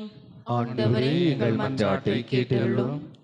உன்னை பெயர் சொல்லி அழைத்தேன், நீ என்னுடையவன் என்று மொழிந்த என் அன்பு தெய்வமே, எம் பங்கில் இறை அழைத்தல் பெருகிடவும், எம் பங்கு மக்கள் தங்கள் பிள்ளைகளை மனமுவந்து இறைப்பணிக்கு அனுப்பி வைக்கவும், மேலும் எம் பங்கில் உள்ள இளையோர்கள் இம்மாய உலகில் வழி தவறி செல்லாமல் உம்முடைய பாதையில் என்றும் வழி நடந்திட வேண்டுமென்று புனித ஜான்போஸ்கோ வழியாக இறைவா உம்மை மன்றாடுகிறோம். ஆண்டவரே, எங்கள் மன்றாட்டை கேட்டருளும். என் அமைதியை உங்களுக்கு அளிக்கிறேன் என்று உரைத்தவரே எம் இறைவா, இன்று நாடுகளுக்கு இடையே நடக்கும் போர் முடிவுக்கு வந்து மக்கள் இயல்பு நிலைக்கு திரும்பவும், இதனால் ஏற்பட்ட பொருளாதார உயர்வுகள் சமநிலைக்கு வரவும், மேலும் எங்கள் மாநிலத்தில் நடக்கவிருக்கும் சட்டமன்ற தேர்தல் நல்ல முறையில் நடைபெற்று சாதி மத வேறுபாடற்ற மக்கள் நலனில் உண்மையான அக்கறை உள்ள ஒரு அரசு உருவாகவும் வேண்டுமென்று புனித ஜான்போஸ்கோ வழியாக இறைவா உம்மை மன்றாடுகிறோம். ஆண்டவரே, எங்கள் மன்றாட்டை கேட்டருளும்.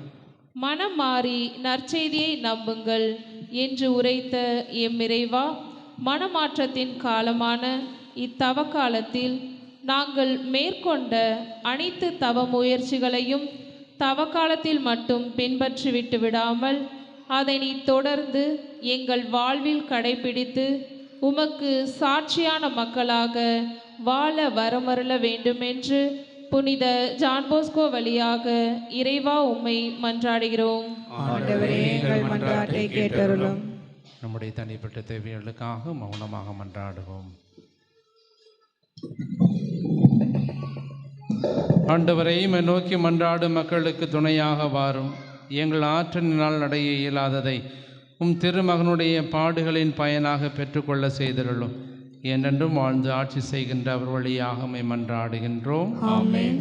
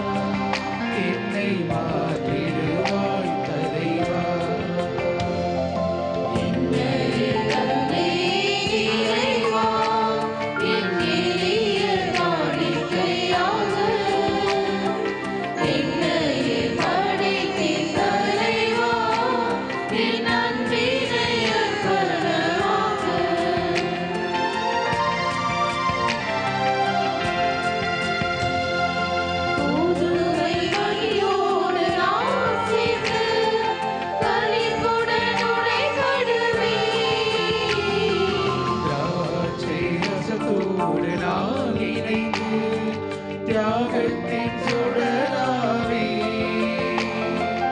இறையன்பு பிறரன்பு பாடத்தை என்றென்றும் நான் பயில்வேன். இறையன்பு பிறரன்பு பாடத்தை என்றென்றும் நான் பயில்வேன். உமதன்பின் சாட்சியாய் திகழ்ந்திடவே அன்றாடம் அடியேன் நிற்பேன். உமதன்பின் சாட்சியாய் திகழ்ந்திடவே அன்றாடம் அடியேன் நிற்பேன். சகோதர சகோதரி, என்னுடையது உங்களுடையதுமான பலி எல்லாம் அல்ல தந்தையாகிய இறைவனுக்கு ஏற்றதாகும்படி மன்றாடுங்கள். ஆண்டவர் தமது பேரின் புகழ்ச்சிக்காகவும் ஆட்சிக்காகவும் நமது நன்மைக்காகவும் புனித திரு அவையின் அனைத்து நலன்களுக்காகவும் உமது கையின்று பலியை ஏற்றுக்கொள்வாராக. ஆண்டவரே, உமறை திருமகனின் பாடுகளால் நீர் மீது கொண்டுள்ள இரக்கம் நெருங்கி வருவதாக. எங்கள் செயல்களால் தகுதியற்றவர்களாயினும் இந்த ஒரே பலியின் ஆற்றலால் உமது இரக்கத்தை முன்கூட்டியே நாங்கள் கண்டுணர்வோமாக. எங்கள் ஆண்டவராகிய கிறிஸ்து வழியாக உம்மை மன்றாடுகின்றோம்.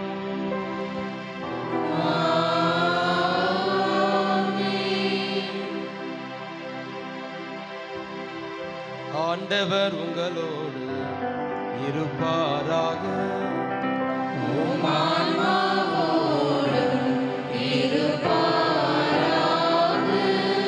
இதயங்களை மேலே எழுப்புங்கள்.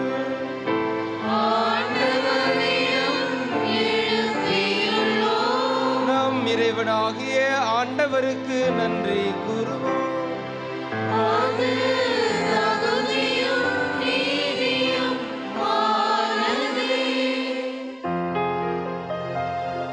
ஆண்டவரே, தூயவரான தந்தையே, என்று வாழும் எல்லாம் வல்ல இறைவா,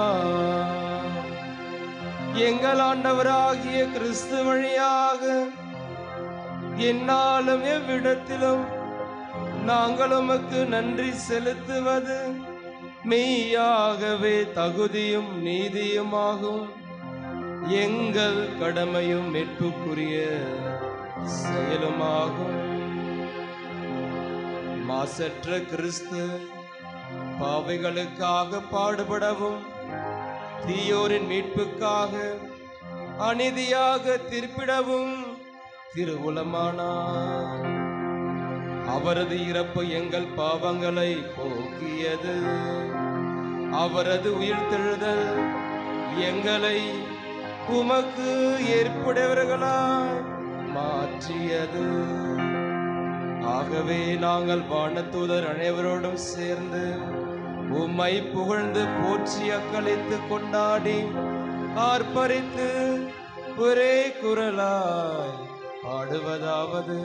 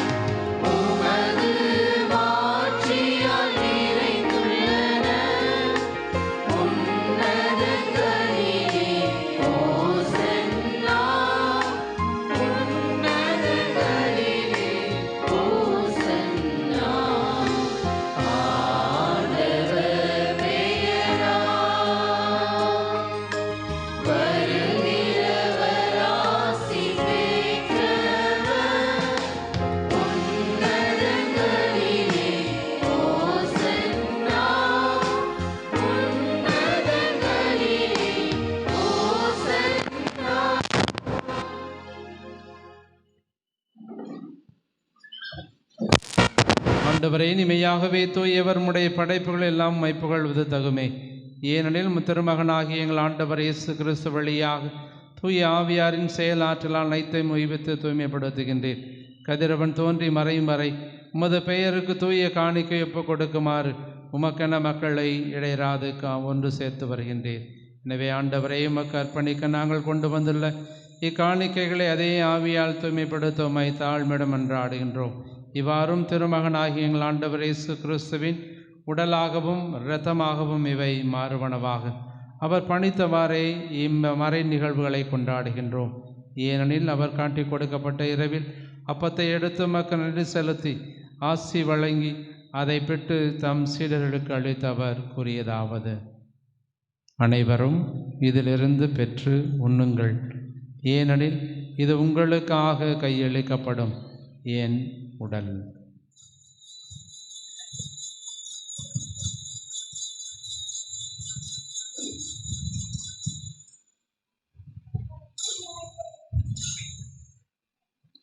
அவனமே இரவு விருந்தை அருந்திய பின் கிண்ணத்தையும் எடுத்து நன்றி செலுத்தி ஆசி வழங்கி அதை தம் சீடர்களுக்கு அளித்து அவர் கூறியதாவது: அனைவரும் இதிலிருந்து பெற்று பருகுங்கள், ஏனெனில் இது புதிய நிலையான உடன்படிக்கைக்குரிய இரத்தத்தின் கிண்ணம்.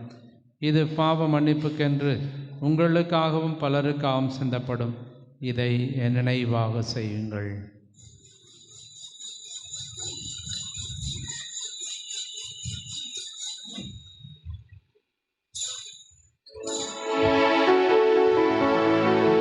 நம்பிக்கையின் மறைபொருள்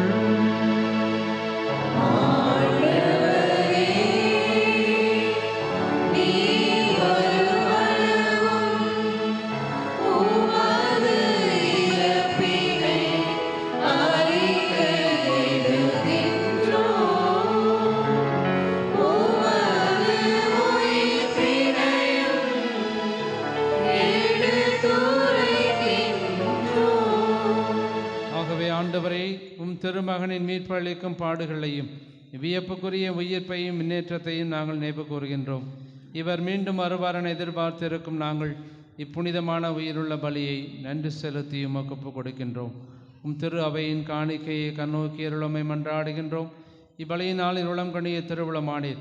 இவ்வாறும் உடைய திருமகனின் திருவுடல் திரு இரத்தத்தால் ஊட்டம் பெறும் நாங்கள் அவருடைய தூய ஆவியால் நிரப்ப பெற்று கிறிஸ்துவுக்குள் ஒரே உடலும் ஒரே உள்ளமும் உடையவராக விளங்க செய்வீராக.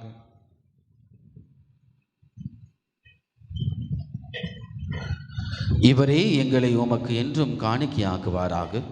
இவ்வாறு உம்மால் தெரிந்து கொள்ளப்பட்டவர்களோடு முதலாக புனிதமிக்க கன்னியும் கடவுளின் தாயுமான மரியா, அவருடைய அன்பு கணவரான புனித யோசேப்பு, புனித திருத்தூதர்கள், மாட்சிமிகு மறைசாட்சியர், எங்கள் பங்கினுடைய பாதுகாவலரான புனித ஜான் பாஸ்கோ, புனித டொமினிக் சாவியோ மற்ற புனிதர்கள் அனைவரோடும் நாங்கள் உரிமை பெற்ற தகுதியுடையோர் ஆவோமாக. இவர்களின் வேண்டுதலால் நாங்கள் என்றும் உமது உதவியை பெறுவோம் என உறுதியோடு இருக்கின்றோம். இறந்து போன எங்கள் சகோதர சகோதரிகளையும் ஆண்டவரே, எங்களை உம்மோடு ஒப்புரவாக்கும் பலி உலகெல்லாம் அமைதியை மீட்பும் தர வேண்டும் என மன்றாடுகின்றோம்.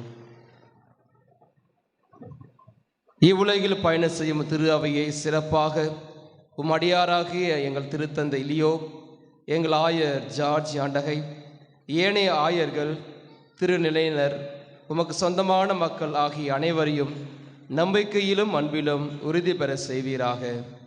நீர் விரும்பியபடி உம் திரும்ப நிற்கின்ற இக்குடும்பத்தின் வேண்டுதல்களுக்கு கனிவுடன் செவிசாய்த்தருளும். கனிவுள்ள தந்தையை, எங்கும் சிதறண்டிருக்கும் உம்முடைய பிள்ளைகளை கனிவுடன் உம்மோடு சேர்த்து கொள்ளும். இறந்து போன எங்கள் சகோதர சகோதரிகளையும் உமக்கு உகந்தவர்களாய் வாழ்ந்து இவ்வுலகை விட்டு சென்ற அனைவரையும் உமது ஆட்சியில் கனிவுடன் ஏற்றருளும். நாங்களும் அங்கு வந்து சேர்ந்து அவர்களோடு உமது ஆட்சியில் என்றும் மனநிறைவு அடைவோம் என எங்கள் ஆண்டவராகிய கிறிஸ்து வழியாக எதிர்நோக்கியிருக்கின்றோம். இவர் வழியாகவே நீர் உலகிற்கு எல்லா நன்மைகளையும் வழங்குகின்றீர்.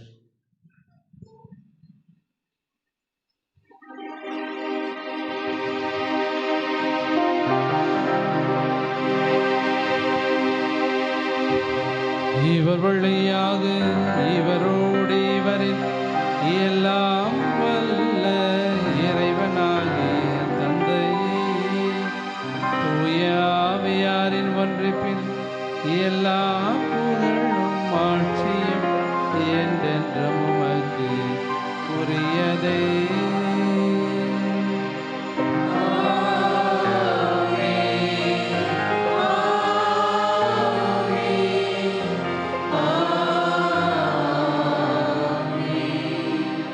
மீட்பரின் கட்டளையால் கற்பிக்கப்பட்டு இறை படிப்பினையால் பயிற்சி பெற்ற நாம் துணிந்து பாடுவோம். விண்ணுலகில் இருக்கின்ற எங்கள் தந்தையே, உமது பெயர் தூயதென போற்றப் பெறுக. உமது ஆட்சி வருக.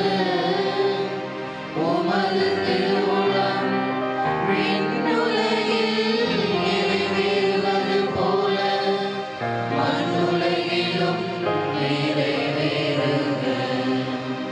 எங்கள் அன்றாட உணவை இன்று எங்களுக்கு தாரும். எங்களுக்கு எதிராக குற்றம் செய்வோரை நாங்கள் மன்னிப்பது போல எங்கள் குற்றங்களை மன்னியும். எங்களை சோதனைக்கு உட்படுத்தாதேயும். தீமையிலிருந்து எங்களை விடுவித்தருளும். ஆண்டவரை தீமை அனைத்திலிருந்து எங்களை விடுவித்து எங்கள் வாழ்நாளில் அமைதியை கனிவுடன் அருளும்மை மன்றாடுகின்றோம். உமது இரக்கத்தின் உதவியால் நாங்கள் பாவத்திலிருந்து எப்போதும் விடுதலை பெற்று யாதொரு கலக்கமுமின்றி நலமாயிருப்போமாக. நாங்கள் இதை நோக்கி இருக்கும் பேரின்பத்துக்காகவும் எம்மிப்பராகிய இயேசு கிறிஸ்துவின் வருகைக்காகவும் காத்திருக்கின்றோம். ஆட்சியும் வல்லமையும் மாட்சியும் என்றென்றும் உமதே. ஆண்டவரே இயேசு கிறிஸ்துவே, அமைதியை உங்களுக்கு விட்டு செல்கின்றேன், என் அமைதியை உங்களுக்கு அளிக்கிறேன் என்றும் திருத்தூதர்களுக்கு மொழிந்தீரே. எங்கள் பாவங்களை பாராமல் உமது திரு அவையின் நம்பிக்கையை கண்ணோக்கி உமது திருவுளத்திற்கு ஏற்பதற்கு அமைதியும் ஒற்றுமையும் அளித்தருள்வீராக. என்றென்றும் வாழ்ந்து ஆட்சி செய்கின்றவர் நீரே.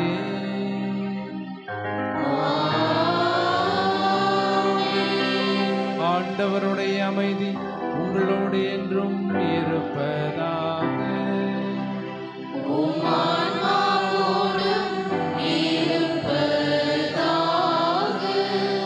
ஒருவருக்கொருவர் அமைதியை பகிர்ந்து கொள்வோம்.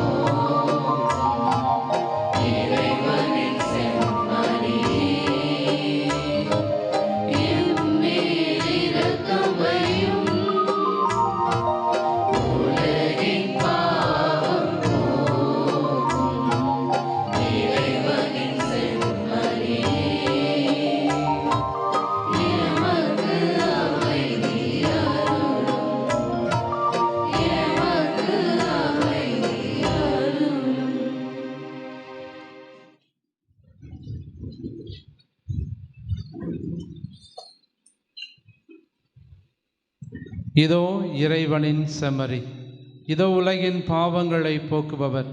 செம்மறியின் விருந்துக்கு அழைக்க பெற்றோர் பேறு பெற்றோர்.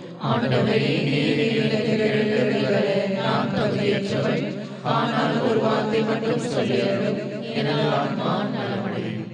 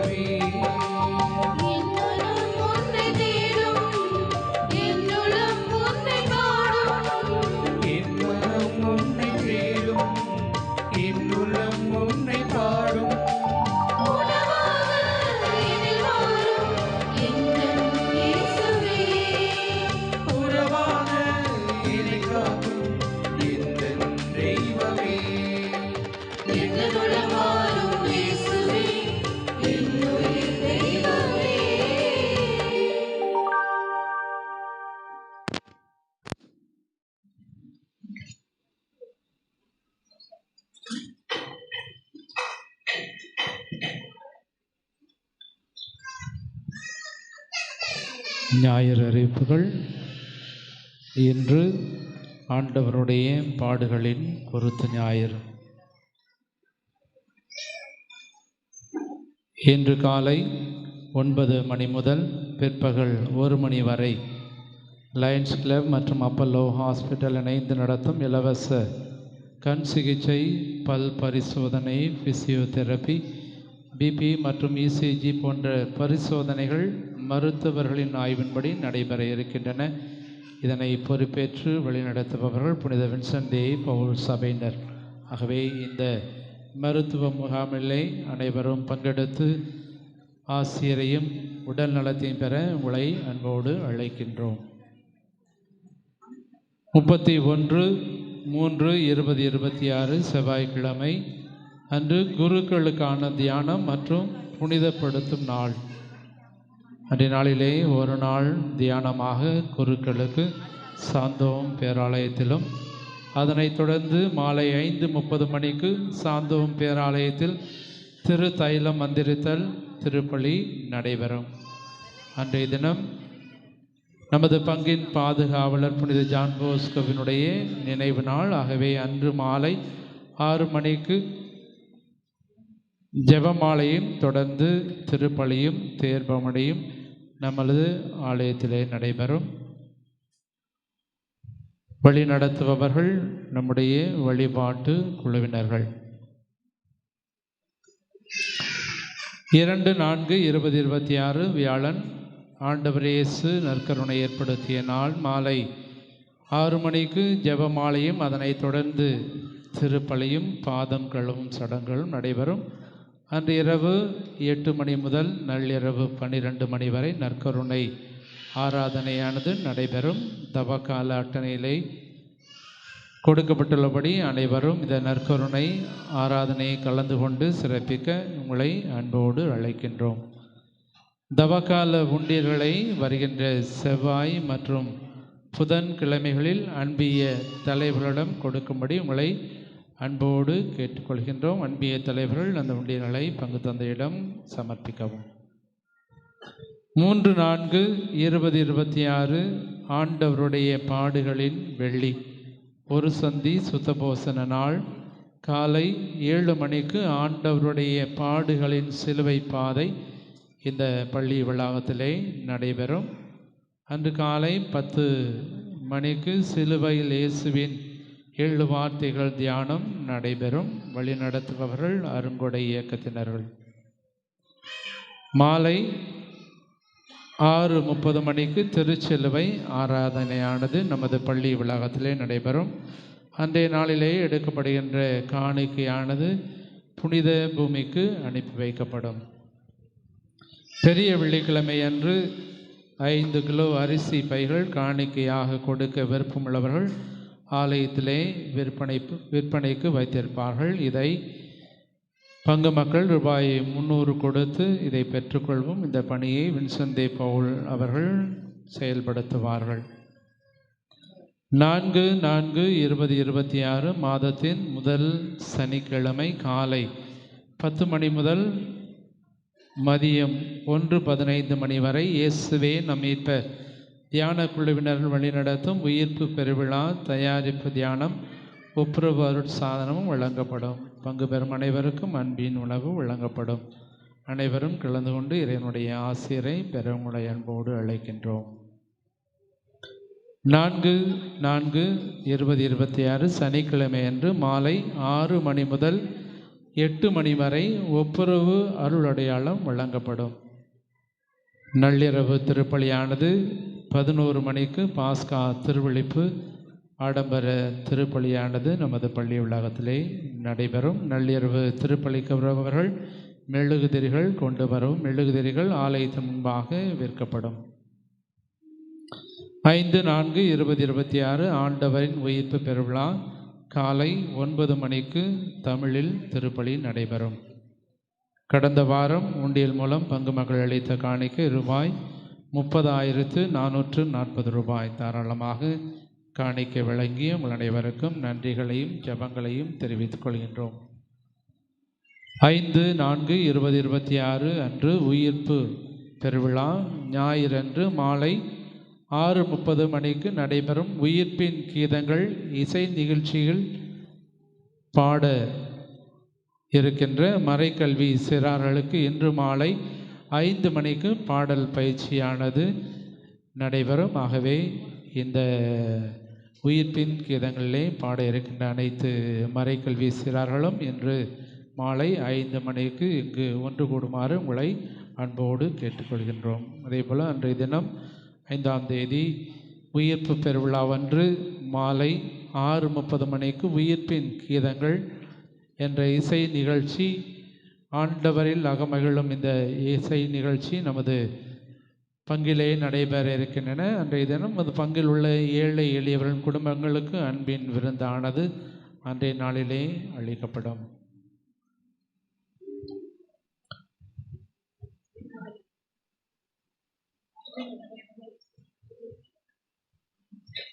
பிரியமானவர்களே, இன்றைய நாளுக்கு தயார் செய்த அனைத்து நல்ல உள்ளங்களையும் நன்றியோடு நினைத்து பார்க்கின்றோம். குறிப்பாக இந்த நாளுக்காக குருத்து ஞாயிறுக்காக உதவிய அனைத்து பங்கு பேரவையினர் மற்றும் கிறிஸ்தவ தொழிலாளர் இயக்கத்தில் இருக்கின்ற அனைத்து நண்பர்கள் மற்றும் ஆல்டர் பாய்ஸ் ஆகிய குழுவினர்கள் இந்த நாளை ஏற்பாடு செய்வதற்கு உதவி செய்திருக்கின்றார்கள். பவனியையும் சிறப்பாக வழிநடத்தி அனைத்து உள்ளங்களையும் இறைவன் தொடர்ந்து ஆசீர்வதித்து வழிநடத்திட உங்களுக்காக நாங்கள் ஜெபிக்கின்றோம். இன்று மாலை 6 மணிக்கு திருப்பலியானது நமது ஆலயத்திலே நடைபெறும்.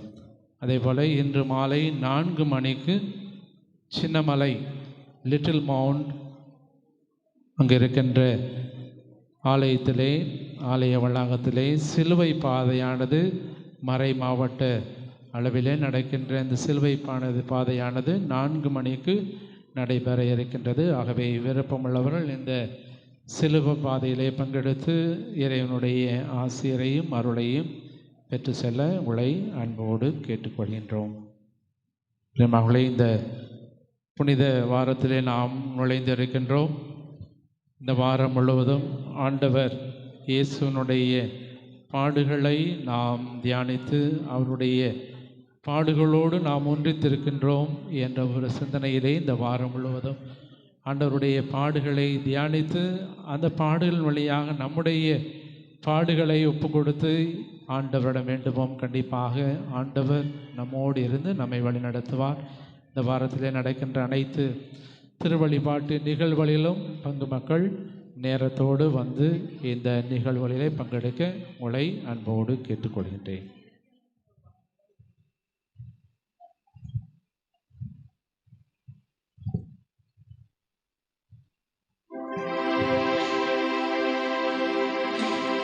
மன்றாடுவோமாக.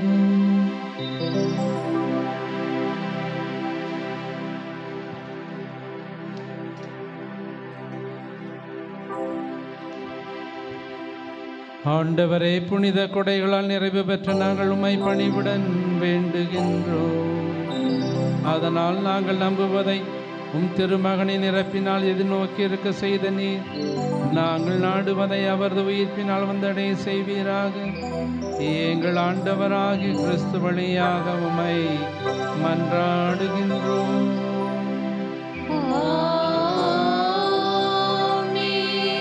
தலைவணங்கி மன்றாடுவோம்.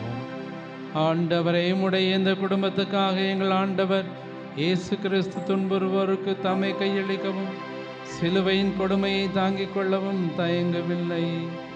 நீர் குடும்பங்களை கண்ணோக்கி அருள் புரிவீராக. என்றென்றும் வாழ்ந்து ஆட்சி செய்கின்ற அவர் வழியாக உம்மை மன்றாடுகின்றோம். ஆண்டவர் உங்களோடு இருப்பாராக.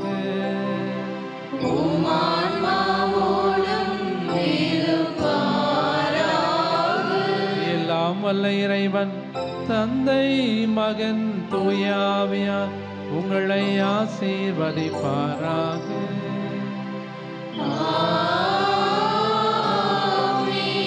சென்று வாழுங்கள். திருப்பலி நிறைவேறிற்று.